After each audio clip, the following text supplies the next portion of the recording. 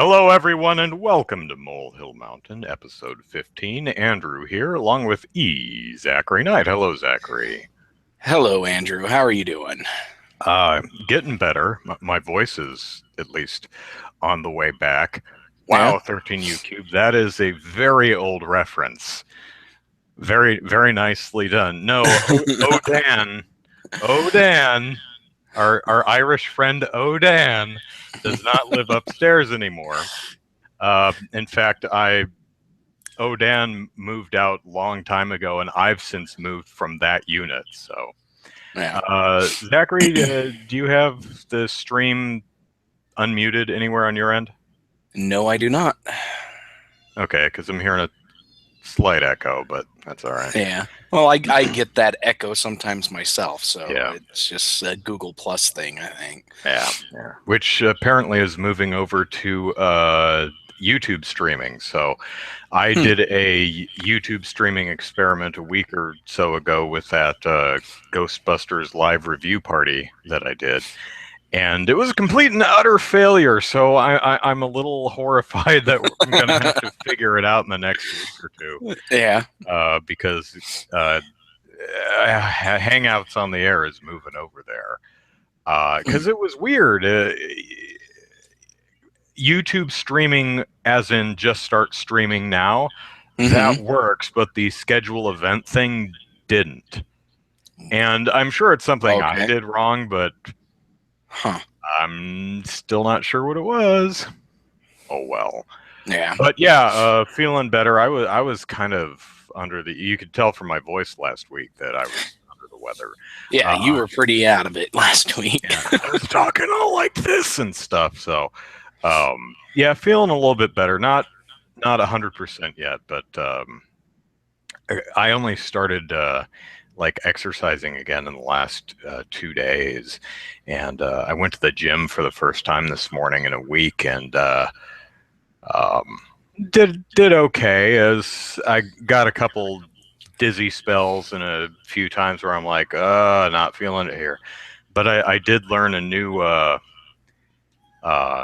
type of push-up, which is really weird. Basically, lay flat on the floor, face down, and extend your arms out in front of you, and then do a push-up like that. So Interesting. lay flat on the floor and extend your fingers out away from your head and your toes out away from your bottom. Stretch out as hard as you can, and then press on the floor to lift your torso up. It's really weird. So that's a new one on me. That is totally new for me too. I've never heard of that. Yeah, I don't even know what that's called. I'm sure there's probably an official name for it, but I'd never seen of it. So Matthew's going to PAX on Thursday. Hey, you got tickets. Well done. Awesome. Yeah. I know that's really difficult for a lot of people. Yeah, I think if I were to ever go to PAX, it would probably be as an exhibitor instead of an attendee.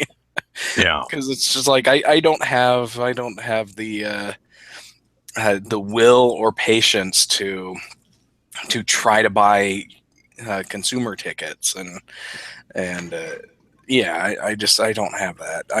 I can't put myself through that. Anecdotally, I know people. Comic-Con, San Diego Comic-Con seems to be a hell of a lot easier to get tickets to than any of the PAX shows, PAX events. So. Yeah. So let's see, gaming. As most of you know, I've been playing the Yakuza games for months because I've just been going through the whole series. But it came time for me to take a break from the series. Part of it was probably I was not feeling well and didn't want to leave my bed, so I didn't want to come out to the living room where the TV is. So for some reason, I really got a hankering to play Ace Attorney Investigations, which is the Phoenix Wright spinoff that follows Miles Edgeworth Sorry, I had the Japanese name in my head for some weird reason. Um, and it's really, really good. I've played it before. I played it years ago, and it's a bit different. Basically, you wander around crime scenes investigating. It's a little bit more point and click adventure-ish Yeah. than the standard Phoenix Wright games, and it has some interesting mechanics where you observe different facts and they float around in your noggin as ideas, and you need to connect the different ideas logically to form new ideas to uh, come up with the proof that you need to solve the different cases. And it's a really great game, and it's a damn Hmm. shame that the sequel never came out here. Yeah. It was actually the sequel that I was thinking about, because I was like, man, I really want to play Ace Attorney Investigations 2, but it was never localized. And then that got me thinking of the first one. I'm like, I actually kind of want to play that again. So very rare that I Nice. replay a game. I don't reread books or rewatch movies or replay games very often because there's so many movies, games, and Yeah. books to experience that it's almost like I'm not making good use of my time on this planet if I replay something or rewatch something. But as it happens, the Ace Attorney Investigations 2 has a full and complete fan translation Hmm. patch. So I'm probably going to go that route because I don't think at this point I don't think Capcom is ever going to actually localize it, and Likely not. Yeah. I feel kind of bad because it's not in print anymore, and I can't buy I can't buy it new. Yeah. I mean, maybe I could find it for $150 on eBay new or something like that, but Yeah. that would be a reseller anyway. So I have to buy it used, which means Capcom still doesn't get any of my money, but well, not a whole hell of a lot I can do about that. But Yeah. um, So how does fan patching work on the 3DS? you probably I haven't really looked into that. You can the easiest way though is to uh, use an emulator, uh, Okay. get pull the ROM, and then apply the patch to the ROM, and then run the ROM through an emulator, um, rather than actually do some like use the R4 card Hmm. or do some other weird hack on the actual hardware to get it to run. So if I did go get the fan patch, I'd probably end up running the ROM through an emulator, running the patched ROM through an emulator on my computer and playing it on my PC rather than on the actual hardware, Okay. just because that's easier. Um, but I'm also, um, yeah, I haven't really looked into if hacking a patch, or rather, I could probably get the ROM onto a flash card, um, patch the ROM, and then run it off the flash card because the that might work. I'd have to really look into it. I'm not sure. I Yeah. do know that you can actually run a patch ROM through an emulator and play it that way. So Yeah, most emulators support that. But I don't have any experience with any DS or 3DS emulators, so don't know what that's like.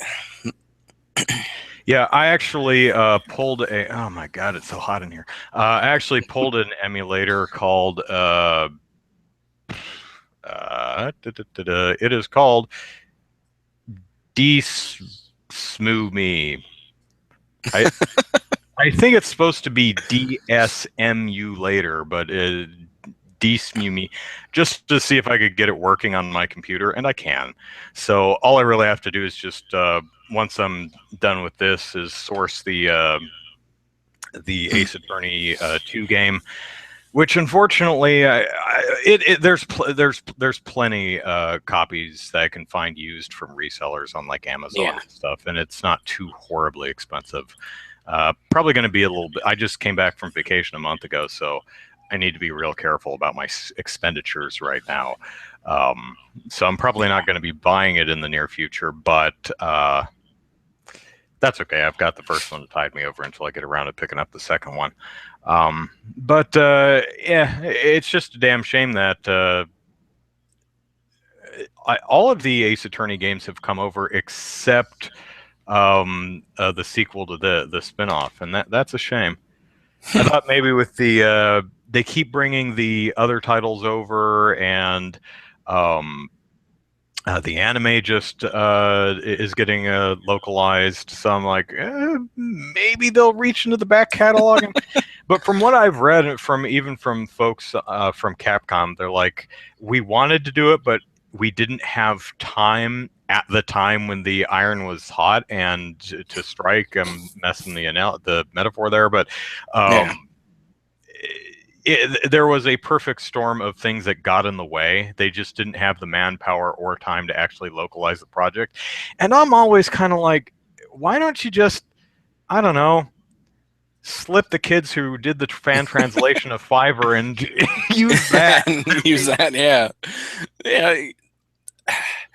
I think that would be the ideal solution, but I get the feeling that a lot of companies in the games industry don't want to give any legitimacy to fan hacking of games, ROM hacking and emulators and stuff, and by officially using a fan translation, they are giving legitimacy to that community, and I think that just might feel icky to them.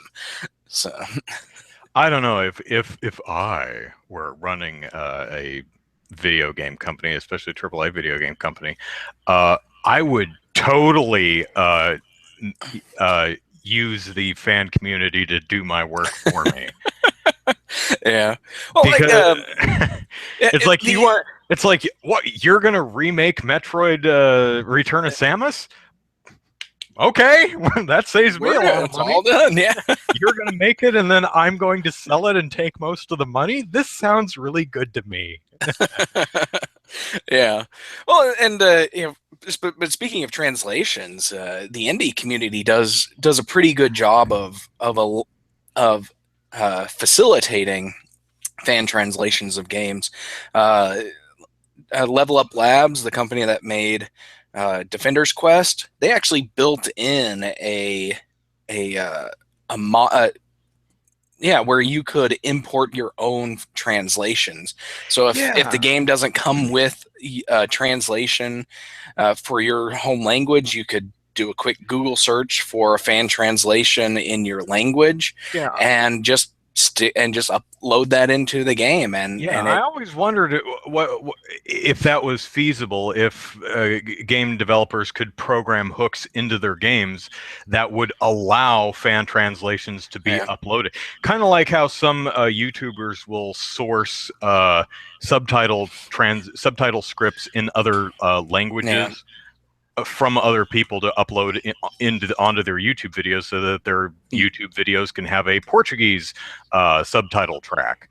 It would be like, here's our video game, and here is the form to fill out to do the fan translation, and you could have like Mario Maker levels. I mean, they could be ranked by how popular they are within the community, how accurate there could be translations that make a joke of the whole thing. There could be super specific and accurate translations. There could be ones that are more traditionally localized. I don't know that.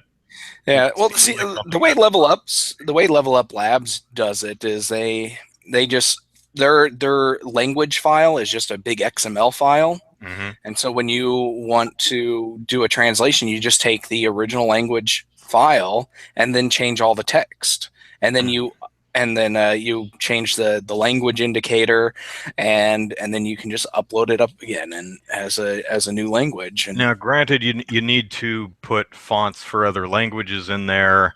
I think he has that kind of support too, where you can indicate which font you're going to use. There's probably got to be some type of error trapping for text replacements that are too long to fit in. like if there's a GUI for a HUD for a RPG that says HP, and then the box right next to it is for numbers, and then someone tries to change that to literally HITPOI, hit points spelled out, it won't fit. It probably needs to throw an error, or otherwise you're going to screw everything up. So it's probably not as easy as just write new language, but it sounds doable to me. Yeah, it is, and I things like that. He does include restrictions, like so. There may be comments in there that says, this has to be only 2 characters long. It can't be longer than that.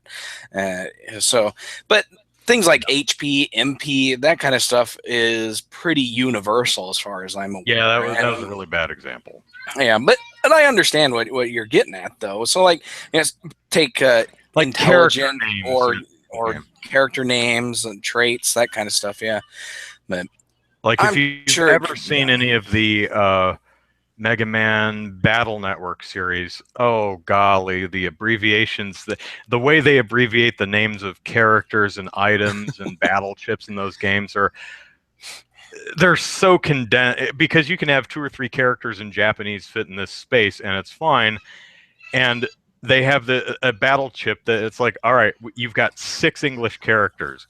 Like, I have no idea what is supposed to be, but Metal Man Blade Saw. Yeah, okay, that didn't fit. We had to MMBSW. So yeah, but I think it would behoove companies to source some of this stuff from the community. I mean, I think it would make the community happy, get them more involved, save them some money, and be a great litmus test of how popular a particular IP is.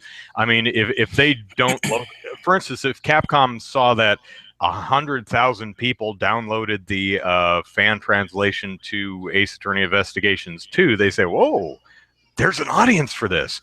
We should do our own official one, or at least do an actual localized release so people don't have to import the damn thing.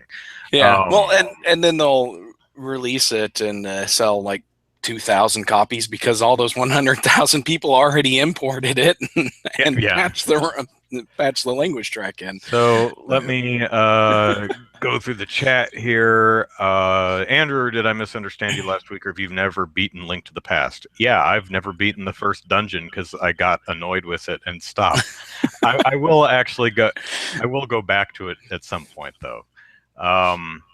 Jet Dan says, sounds like you need a degree to understand how to play Ace Attorney Investigations. No. I'm just probably explaining it very poorly. Matthew says, I played Skies of Arcadia through an emulator because Sega can't re-release it. Safe bet they lost the source code. Well, that's funny because they made Skies of Arcadia Legends for the GameCube. So they had it at one point, and then they lost it after they did the remake. Is it really that hard to find these days? That's a shame, because that's one of my favorite RPGs. Yeah, Skies of Arcadia is great. A Good Game says, thought our 4 cards and the like are actually pretty straightforward. They may be. I haven't really looked into them, so. I don't have any experience with them 13UCube asks, will I be buying Dragon Quest VII? Probably not, because I don't want to play it on a handheld. It's just not where I like to play RPGs. They could have worked with Matthew. They could have worked with 8.4, the people who did Fire Emblem Awakening. Who could have worked with 8.4 for what? Yeah, sorry, I don't not know. sure. That was a while ago, so probably forgot what I was talking about.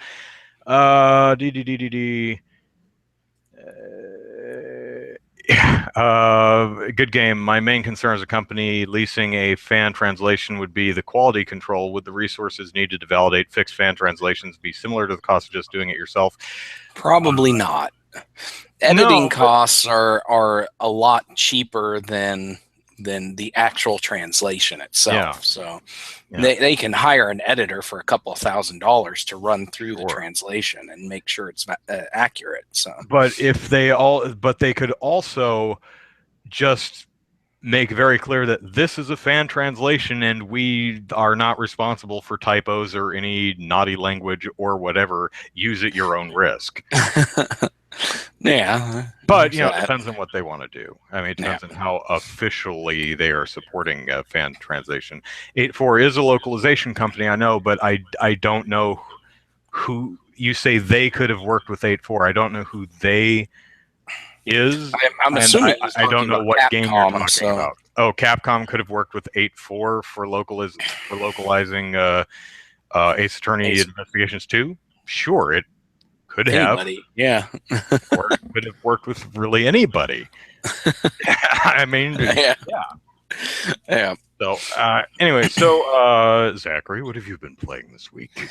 All right. So this week I actually found a Game Boy emulator that I could play that Infinity game that I talked about last week. The one the guys were making it at the tail end of the Game Boy Color's lifespan, and they couldn't find a publisher, so it just kind of went dead. And so they finally released the source code just last week. Said, you know what, we're going to open source this game, and here's a preview of the game, and I got to play the preview. I was hoping it would be a lot more of the game, but overall it came out to be about 2 hours worth of gameplay, which isn't too bad. Um, so the rundown of Infinity is it's an RPG for the Game Boy Color, and it's actually pretty good. The battle system isn't your typical turn based. It's more of a strategy RPG. As such, I'm trying to think of a good reference point. Maybe like Arc the Lad, for those who have played Arc the Lad, where you have a map or the battle arena, and there's the monsters and yourself, and then you move around the map to position yourself and then attack, cast spells, whatever. I guess kind of like Final Fantasy Tactics as well, but not quite as detailed as Final Fantasy Tactics.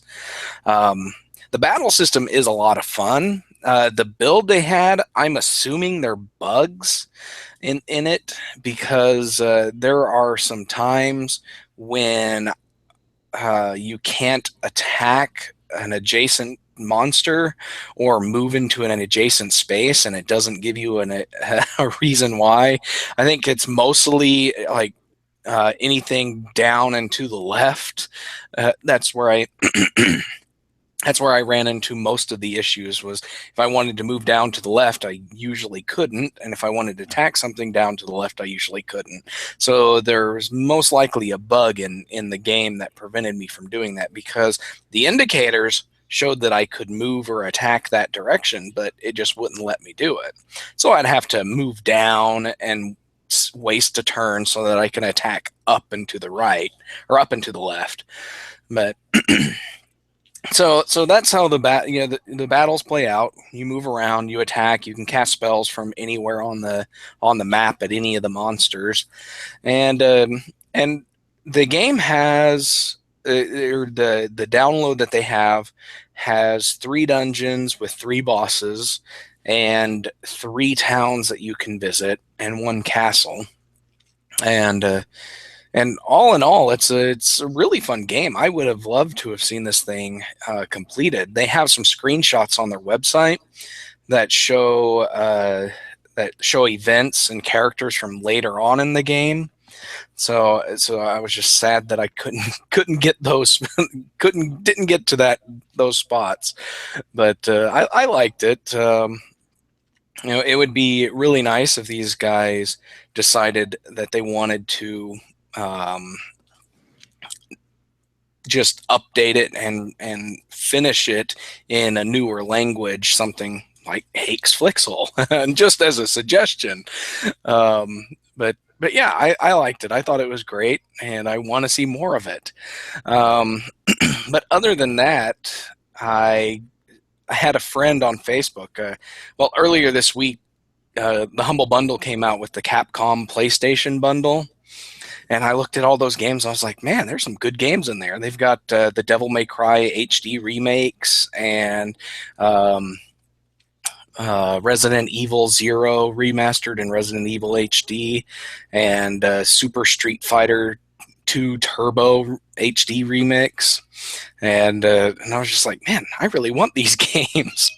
And so I posted on Facebook. I was like, man, why does Humble Bundle come out with these bundles that I really want when I don't have the money to spend on them? And I had a friend say, hey, PM me your email address. I'm like, okay.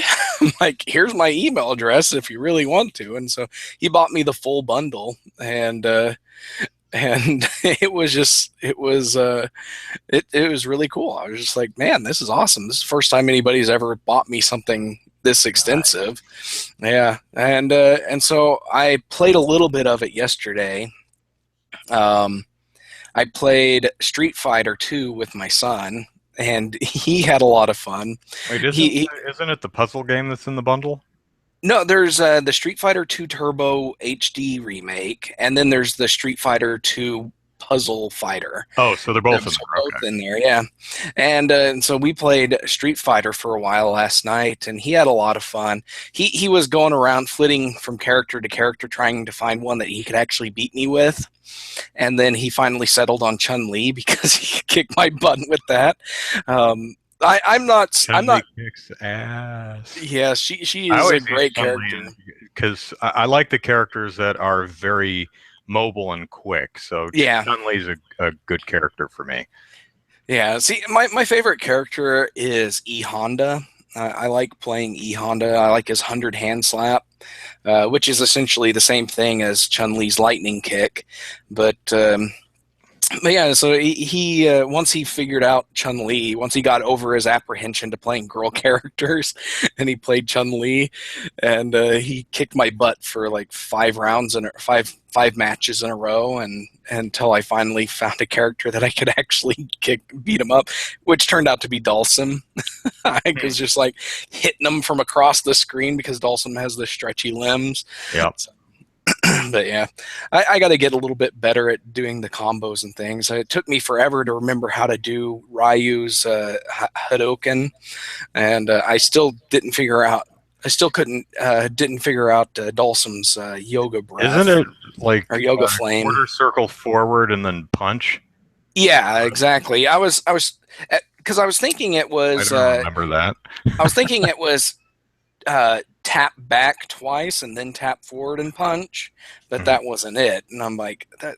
So I was just like, wait, maybe it was the roll forward. And yeah, that was the interesting difference between Mortal Kombat and Street Fighter. Street Fighter did a lot of the quarter and half circle joystick moves, and Mortal Kombat did a lot more directional tapping, like back forward, forward, forward, back forward. Down forward instead of an actual quarter circle roll, which actually made Mortal Kombat a little bit easier on a standard controller back in like the Super NES era, which is why everyone wanted to get an arcade stick for their home console.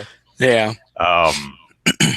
Yeah, I'm sitting here thinking, man, I need to get an arcade stick because I need to be able to tap furiously with my the buttons and everything. Yeah. But yeah, we had a lot of fun with that.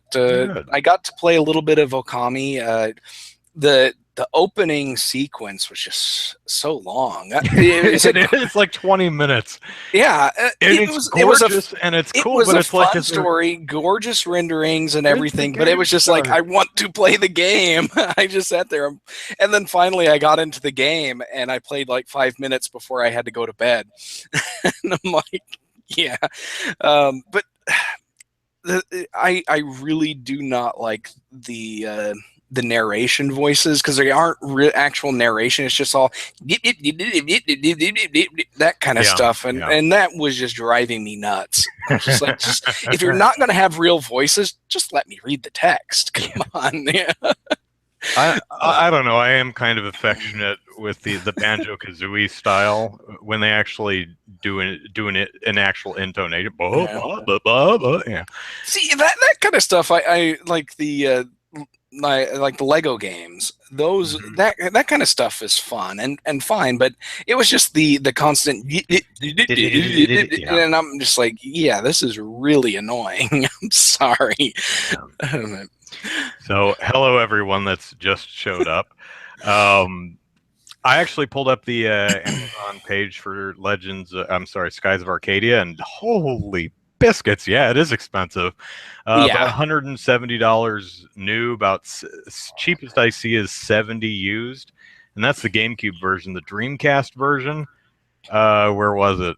It was here somewhere.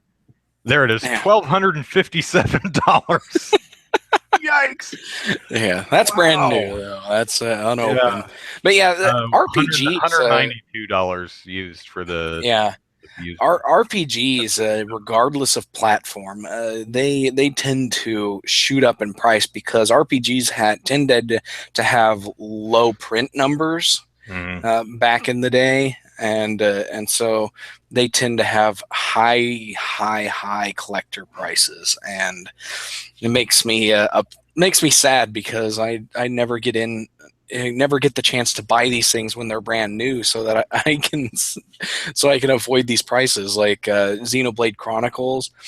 I was just like, man, I wish I had the money to buy that when it came out, because yeah, $70, eighty Yeah, bucks later remember on, that yeah, I whole can't do that. weird thing where GameStop apparently bought a bunch of new ones and then gutted them and started jacking up the price to sell them as used? Some weird thing. I forget what it was, but Well, yeah, people were claiming that's what they were Mhm. doing. There was no proof that that's what they were doing, but that's what everybody was saying. I was like, man, these guys are just gutting the games so that they can sell them used. I'm like, well, if It's it's like, kind of a look, I shame. got this used one and it has an unused Nintendo Club back when they had the Nintendo Club cards. It's like, suspicious? I Mm, never filled out those maybe. club cards.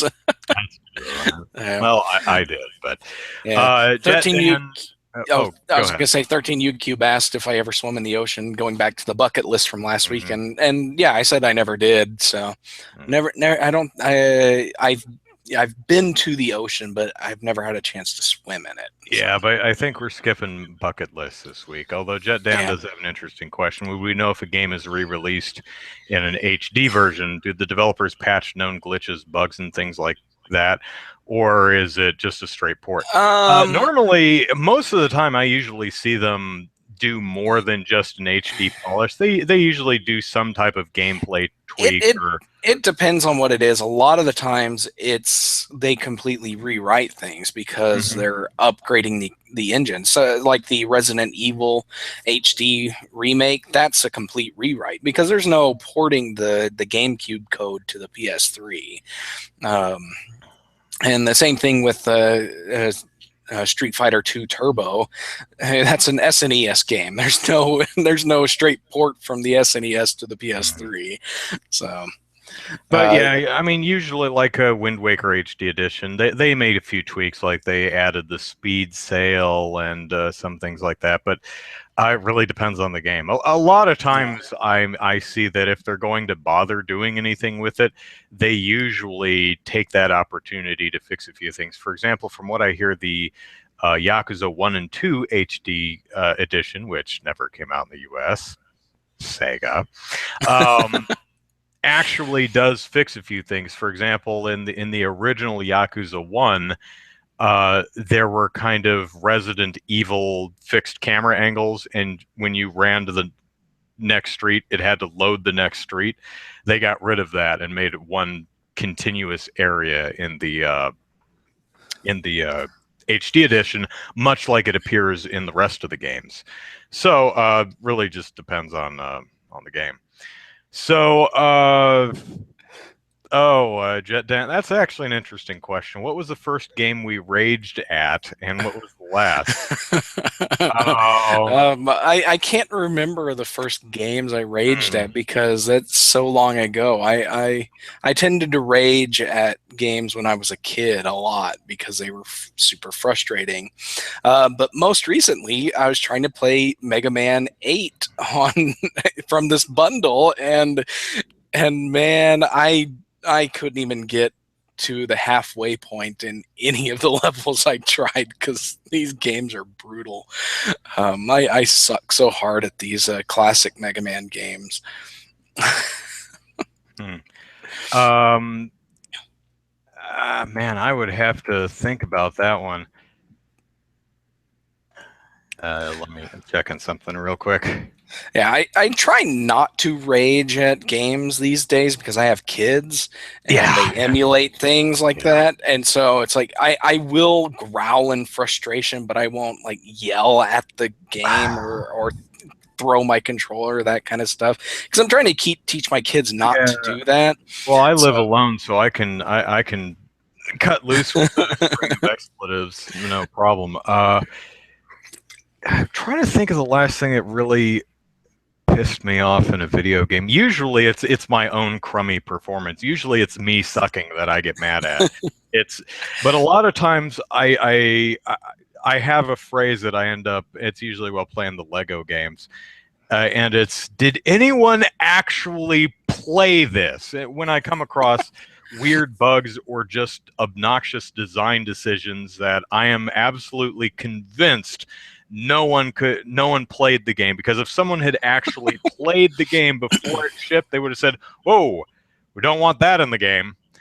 It's like, you cannot possibly miss this unless you don't play the game. Yeah.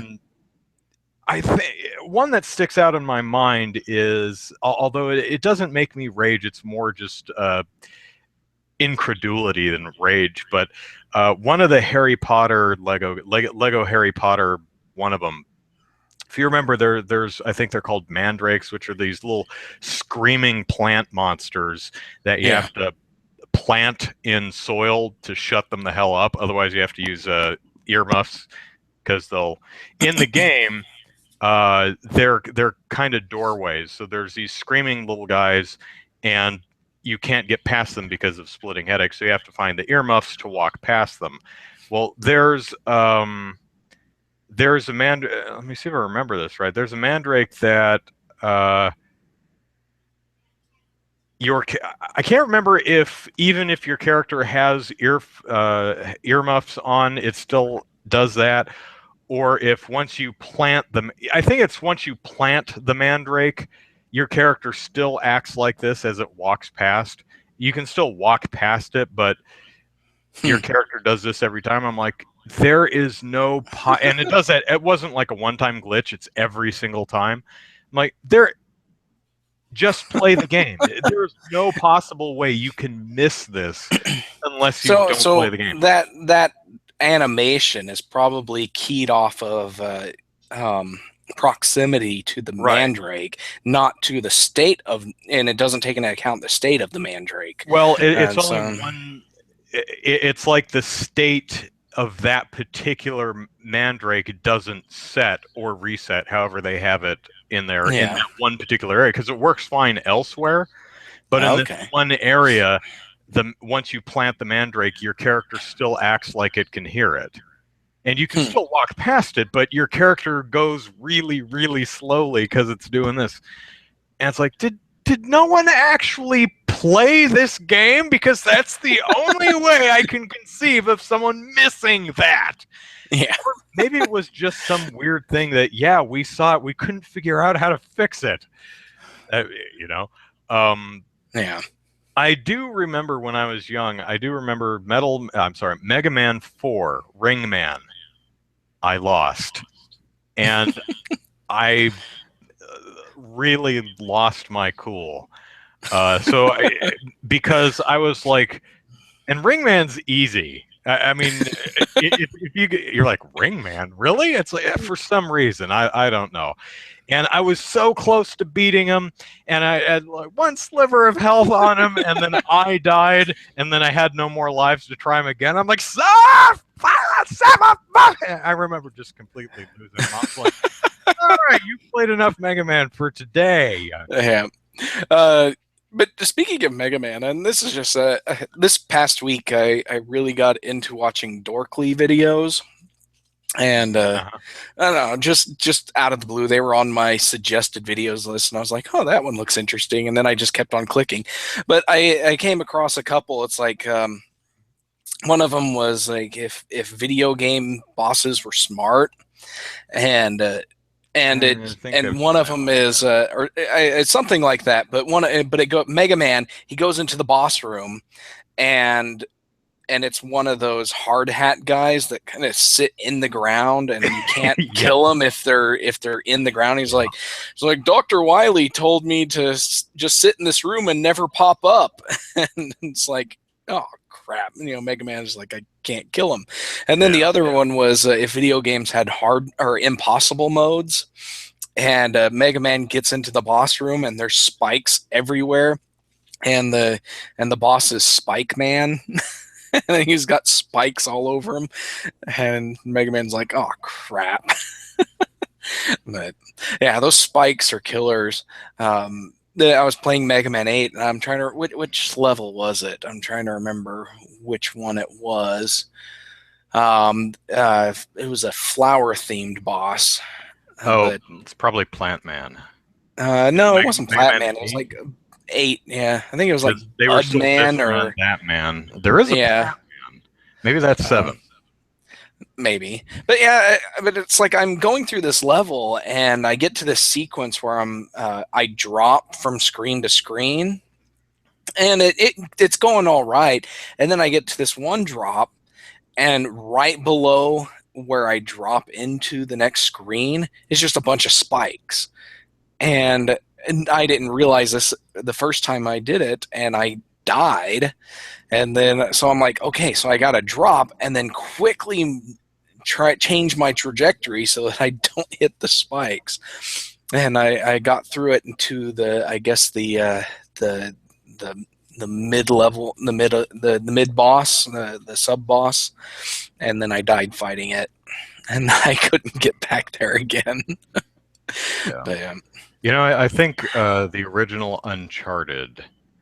I remember the really crappy controls in that game, probably because I was going back through the game intending to pick up all the little treasures that I'd missed, and I ended up occasionally Nathan Drake will just jump in a direction that you are literally not pointing.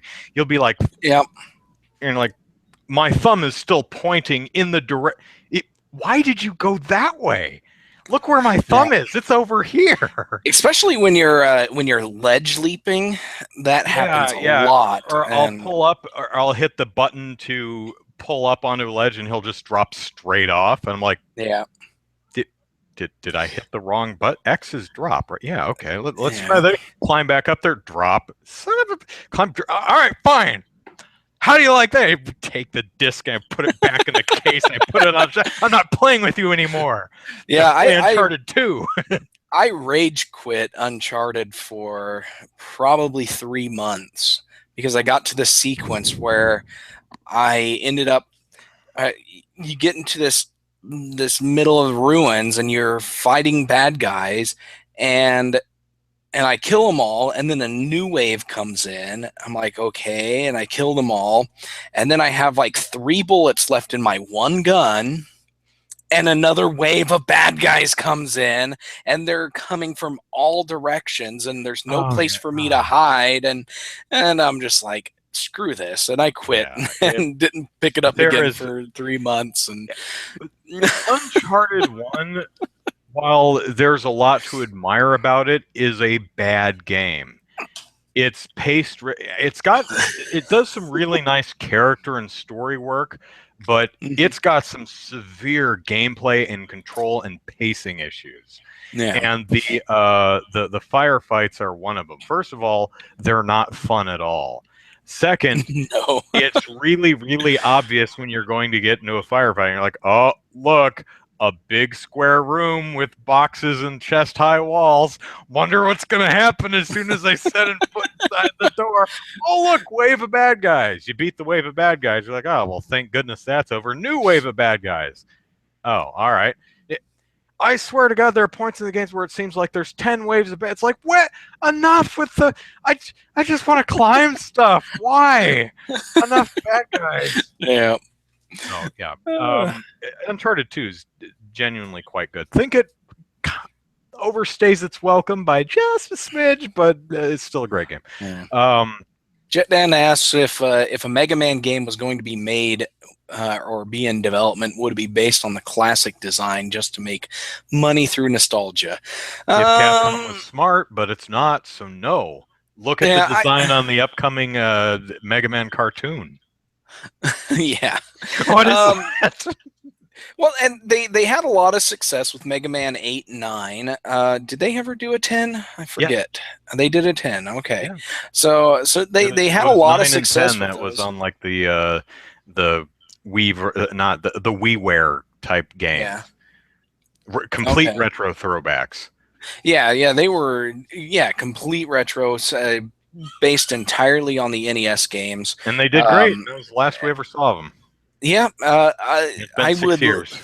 I would love to see them do another Mega Man X, Mhm. but if they're not going to do Legends 3, I don't think I they'll ever think do if Mega Man X. Capcom debuts a new Mega Man game, it's going to have to be classic Mega Man. Now it could be complete retro NES style Mega Man, or even just more the PlayStation era, very cartoony but still classic design Mega Man, 8 Robot Masters, Yeah.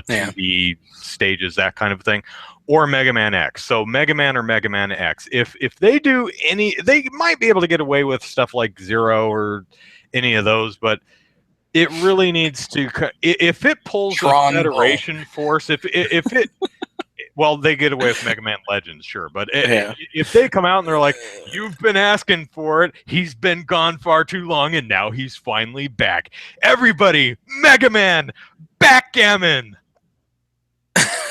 Oh, They'll release Mega Man Pachinko, and well, if that would be Konami, but yeah, oh man, that's what happened with Federation Force, right? It wasn't so much that yeah, the game looked bad, although it did. Its first reveal was not good. It was just a bad trailer. It was cropped poorly.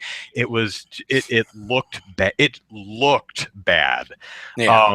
Plus, at that point, it had been 5 some years since the last Metroid game, and people bet, where's Metroid? Where's Metroid? Okay, finally Metroid. Wait, this is not what we're asking for, Nintendo.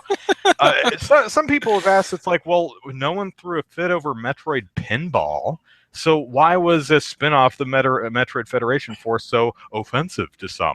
Well, you have to remember, when Metroid Pinball came out, it had come out on the heels of Metroid Prime 2 and Zero Metroid Mission. yes, And we already knew that Metroid Prime Hunters and Prime 3, I think, were in development. So people are like, oh, Metroid Pinball? Well, that's cool. It's a fun little side thing to do while we wait for proper Metroid. Yeah.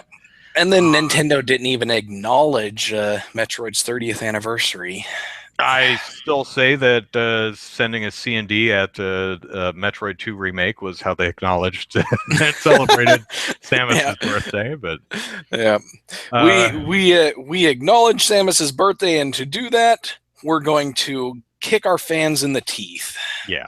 Oh, have we ever cried or felt really sad because of the video game's story? I can't think of any specific case if I have. To be honest, video game stories are not that are not not that moving. They're entertaining enough to keep you playing the game, but Oscar worthy movies, no, they aren't. Yeah. No. Well, the cry, no. But I mean, it's not like I've never been invested in a character and never cared about the characters. But I'm trying to think of a game's plot or something that actually emotionally affected me. Well, I'll tell you, there was one game that I can think of that actually did fill me with a little bit of apprehension or dread, and that's what is the name of the game? Gone Home. Uh, Everyone's favorite walking simulator. Um, I'm going to spoil it here, so shut it off if you don't want to know for a game that's like 4 years old or something now.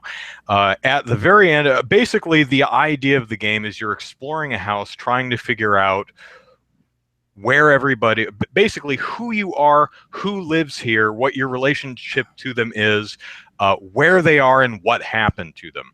And through the course of your investigation, basically just looking around the house, you figure out that you are the sister daughter of the house, and you've been in Europe for a year going to school or something, and you're back, and your sister uh, got a girlfriend, but the girlfriend like left for the military, and now your sister's like really sad, and and the trail leads you to the attic.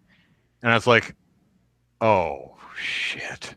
Am I gonna find her hanging in the attic? That's gonna make me really sad, because I through the what you read about your character's sister, I really liked my sister in this game because she was really funny. I really, you read her the she wants to be like kind of a writer, and you find excerpts of her creative writing from like first grade and then third grade and then fifth grade, and it gets progressively better, but her writing just informs her character. It's like, I like this person. She's cool. So you get to the end of the game, and it's like, oh God, I'm gonna find her hanging in the attic, aren't I? Oh, that's so sad. I'm not gonna spoil if you do or you do not. I'm gonna spoil it. You do not. But there was a moment while I was climbing in the attic. I was like, oh God, what am I? Are they really going here? Yeah. But so there's that. I can remember there's a game that genuinely startled me, made me jump. Is we actually had limited surround sound when I was younger, in the mid '90s. So we had rear speakers, and I was playing Turok Dinosaur Hunter, and there was a sound behind me, and I turned around right into the face of a damn raptor that's blah, and went, yeah. So Turok Dinosaur Hunter did startle me, but I can't think of anything that really like emotionally like moved me or anything. I you know, maybe the very beginning of Phantom Pain, Metal Gear Solid 5 made me cry because it just wouldn't end. And it was so horrible. Worst video game opening ever. Yeah. So. But before we move on, just one other experience I've had this week is that this week I finally set the parental controls on my PlayStation 3, because I have a bunch of downloaded games. They're mostly PS1 classics, and I've told my kids that they can play them all because they're all either E or T rated, and so I'm like, I don't care if you guys play these. You know, there's nothing wrong with any of these games. If you want to play them, you can. But there's several M-rated games in this bundle that I got, especially things like Devil May Cry and Resident Evil. I'm like, I don't want these kids playing these. And so I finally got around to setting my parental controls, and Sony does a stupid levels 1 through 11 instead of actual ratings that you can pick. That's really annoying. But I figured out that level 6 is when M-rated games start getting locked off. So I don't know exactly what level. I guess level 11 is I don't know exactly how this works, but level 6 is where I started at 11 and worked my way down, and to see when Devil May Cry was available to play, and then I just went back up one more step.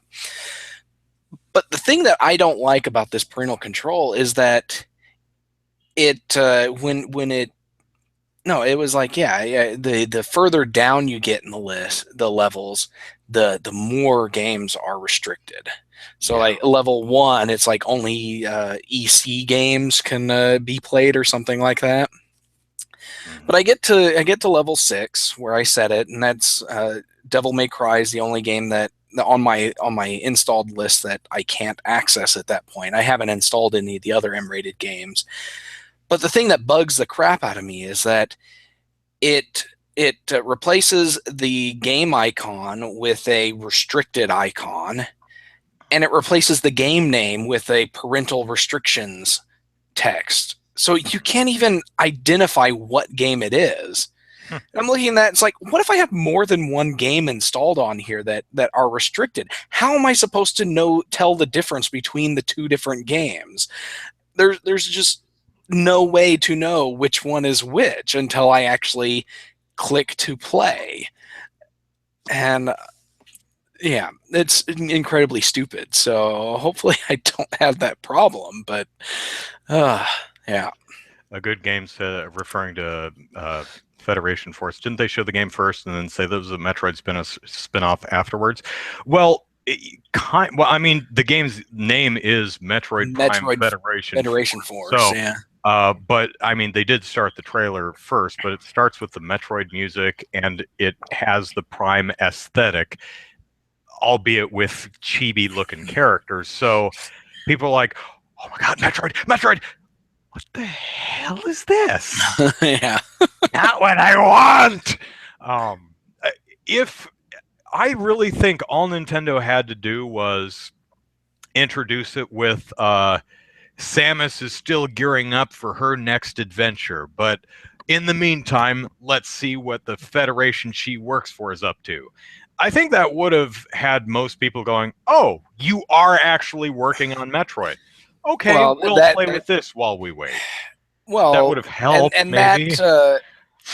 that banks on the fact that they are making a Metroid game, which there's no indication that they actually are at this point. So that's what's frustrating to most people is that Yeah. Nintendo has not said one way or the other whether they're making an actual Metroid game.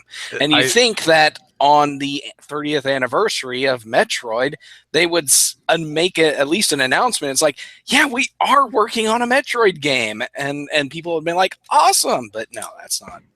They, Good they Game says, didn't but even what do if they're that. not working on a Metroid game? Yeah, Then exactly. why? Yeah. Why? I can actually remember a game of the last couple of years that made me genuinely rage. Um, Telltale's The Walking Dead. That game Uh, pissed me off. It's uh, so stupid. I hate it. Anyway, so yeah, that one really uh, bothered me. So it's now 7 o'clock. We've been talking for an hour, and we never actually got to the topic that I said we were going to talk about. So well, we did talk a little bit about that we- general a little topic with bit, the fan translations. So, yeah. So do but we want to hit that now? Because that's probably another half an hour discussion, or do we yeah, we'll leave that till probably next go. week? We'll probably talk about that for 30 minutes to an I'm hour. thinking So, so.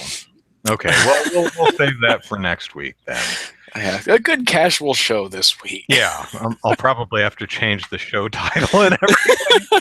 Probably issue an apology on random tower. It's like, yeah, I know I advertised something specific and we didn't really deliver, but I, you can have your The admissions be Nintendo made. Federation, or it's the Molehill Mountain Federation Force Yeah, episode.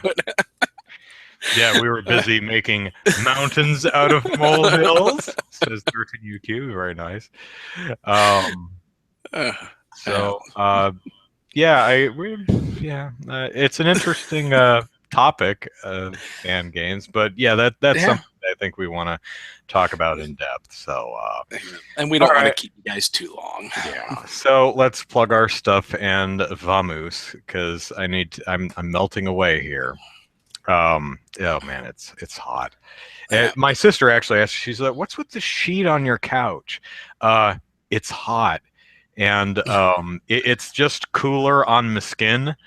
Uh, to sit on the sheet than it is to sit on the upholstery, because I sweat and then I stick and then I stain the. I don't want to stain my couch with my horrible bodily excretions. Humans are so gross. Yeah. Oh, you know what happened today? Before I plug, I got visited by, and this happens on many Saturdays in a given month.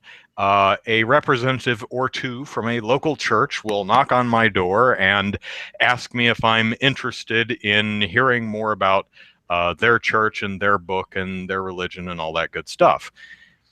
And normally I look through the peephole and I see that it's them, and I sneak back to my bedroom and I don't open the door.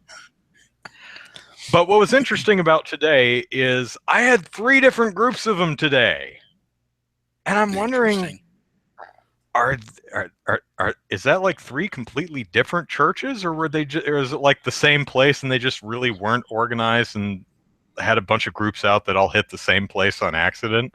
I have never had would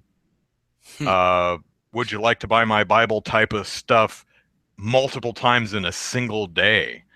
That's and today doesn't seem to be a day of any different than any other. But that was a new one on me. So interesting. No, they need me. Yeah. No, I also have to wonder.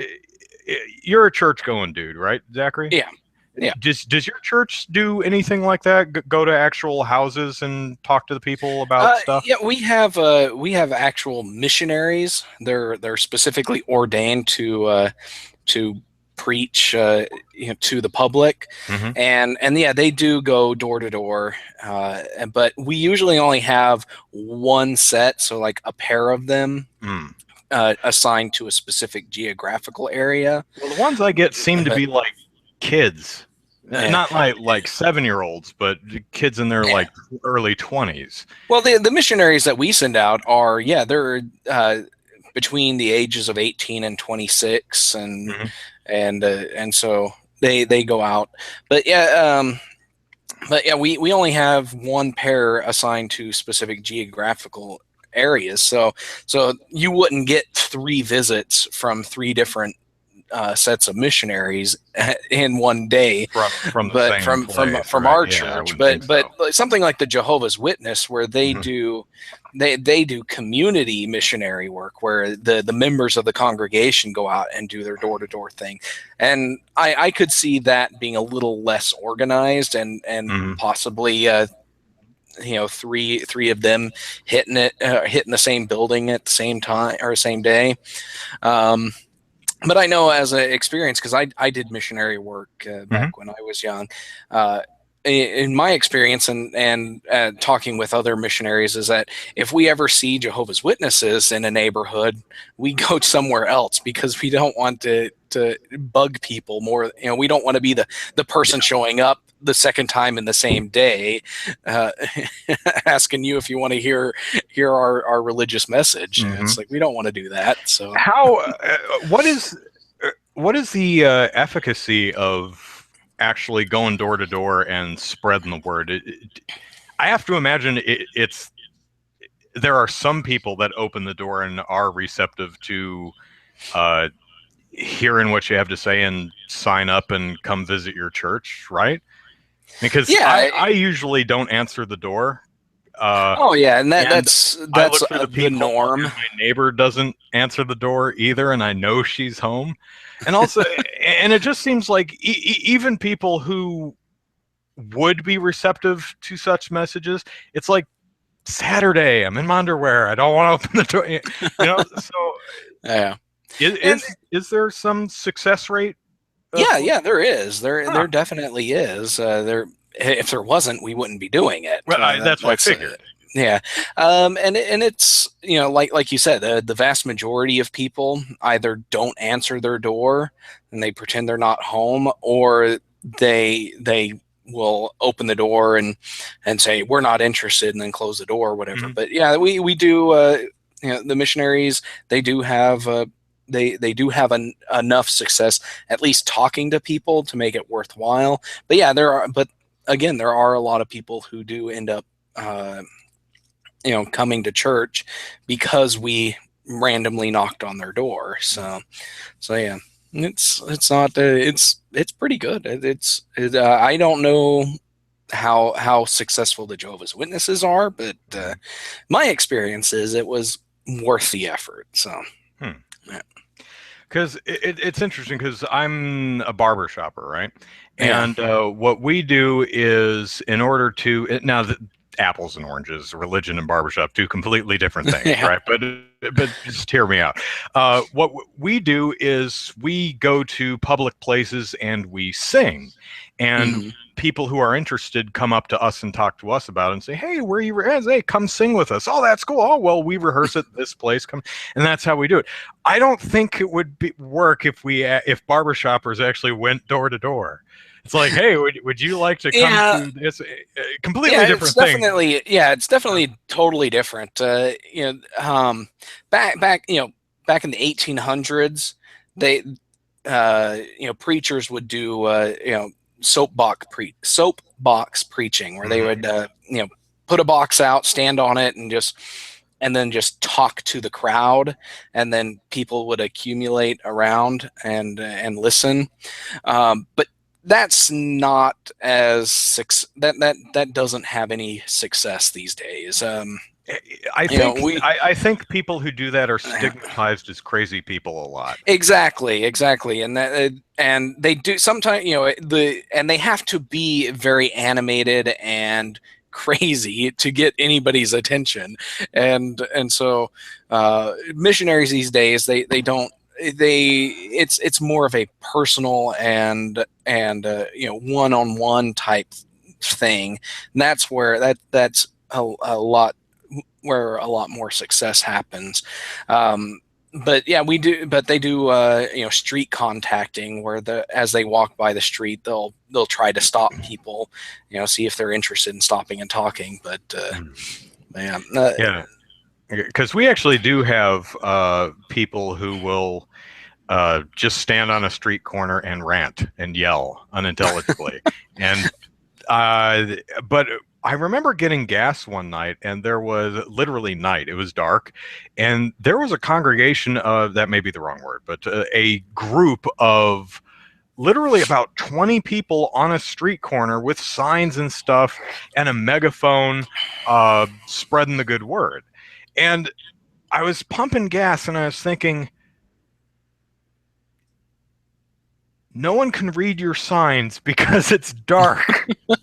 No one can understand you, because even with the megaphone, because it's a busy intersection and they're all in their cars listening to their tunes. So I'm thinking that's probably not the best idea. I also remember there was this one guy in Pacific Beach who had, I'm not sure if it was religion or politics or the end of the world, whatever he was trying to communicate, but he had poster board on a stick, literally 3 poster boards on a very long piece of wood, one right after the other. So how big is a poster board? Like 3 feet? So like 9 feet of poster board. Yeah, about 2 feet usually. Okay, I guess you can get 3 foot, 3 foot one. 9 feet. So 6 feet of poster board, and each poster board was filled with text. I'm talking like handwritten, single-spaced text. It was impossible to read unless you actually went up to the board and looked at it. And he was holding it out here and jumping around like that. I'm like, I don't begrudge you getting out here. This is obviously very important to you, but I don't think this is the best way to go about it. No one has any idea what's on your sign, dude. No one can read it. Yeah. There's got to be about 16,000 words worth of text on these 3 poster boards that you're jostling around like this. Don't think you've thought this through. Yeah. So. Probably not, but I guess blogging wasn't very successful for him. It's like, well, my Wi-Fi is my cell phone plan was expensive. And it's like, I tried texting all this crap, but it was easier just to print it out at Kinko's and staple it onto a piece of wood. So Yeah. anyway, that's just something that happened today. I thought was fun. All right, so that's enough out of us. So Andrew Eisen here, Eisen is how you spell the last name. Plug it into YouTube, and you'll find all my silly YouTube videos, including one that a few people are talking about in the chat. My the bugs and glitches of the Lego Movie video game. It's like a 10-minute video of me chronicling less than half of the bugs I ran into during that game. It's one of the shorter Lego. It's probably the shortest Lego game. Twitter is at Andrew Eisen, and Andrew Eisen YouTube is the name of my Facebook page. So and of course you can find me on Random Tower too. So Zachary, plug away. All right, you can follow me on Twitter at Easy Night. You can follow my game development work. It's DK_gaming on Twitter, and it's DivineKnightGaming.com. And if you're interested in the Oklahoma game development scene, you can check out OK Game Devs on Twitter and OKGameDev.com. And 13UCube mentioned that that you guys should get together and buy me a Wii U, and I wouldn't complain. If you want to financially support myself, and maybe if I raise enough money, I can throw some cash Andrew's way too.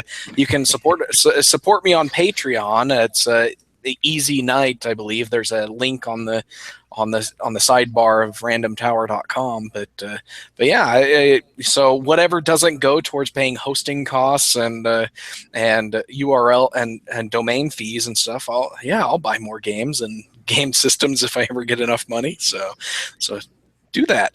I won't complain. Yes, neither of us will turn our noses up at money. If you want to give us money or gifts, hey, knock yourselves out. Happy to receive them. Oh, and by the way, barbershop is actually very cool. If a lot of people think that, barbershop, that's dorky thing that everyone thinks is totally uncool. Oh, no. You should go to a barbershop show, especially people who can actually sing well. People love it, especially if you're either a bass or a tenor.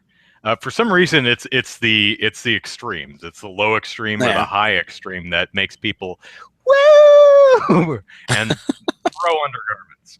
So anyway, just thought I'd plug barbershop. Yay, barbershop. All right, that's it for us. So we're out of here. We'll be back next week, and we'll actually try to talk about what we were going to talk about this week. Sounds like a plan? Sounds like a plan, yeah. All right. Have a good evening, everyone. Bye-bye. All right. Goodbye.